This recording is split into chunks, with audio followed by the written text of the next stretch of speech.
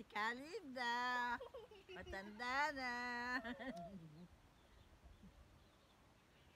Ang aking apo si Michelle. Saka si Luis. Ito po siya. Ayan si Luis. Kamusta ba kayo riyan? Mga anak.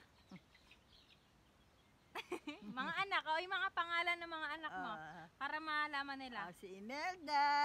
Kamusta Unang-una. kayo riyan? Si Raul. Si Nengneng. Nandyan ba si Ate Neng? Nandyan pa. Asan?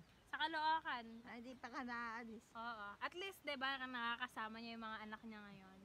Hindi ba nata naalis nga eh. Kaya nga. Oh, next.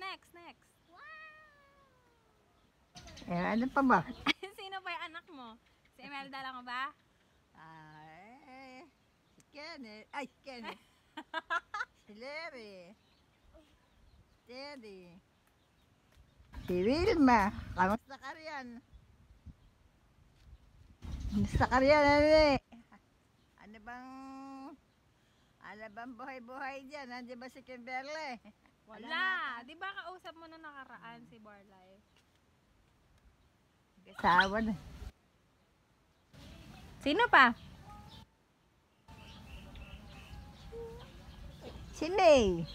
Una yun eh. Si Imelda. Si Jay, nasa taas. Nagwawalis. Pala. Yung pinaka-last. Nandito. Taba ng pisngi ko nun Ha? Ang taba daw ng pisngi niya. Ano? Sabi niya kasi binidyohan ko siya. Sabi niya, ang taba ng pisngi ko dun.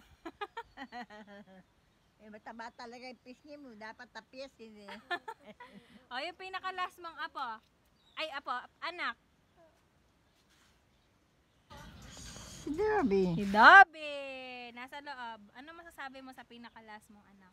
Mabait yan. Siyempre. Ano pa? Tama na. Baka pa meron pang magdamdam. May masabi pa ako iba. Mag-ending ka na. Magbabay ka na. Goodbye, my dear. Mga anak. Ay, my dear. Ay, ganun pa? Babay ka na. Hello. Bye-bye. Bye-bye.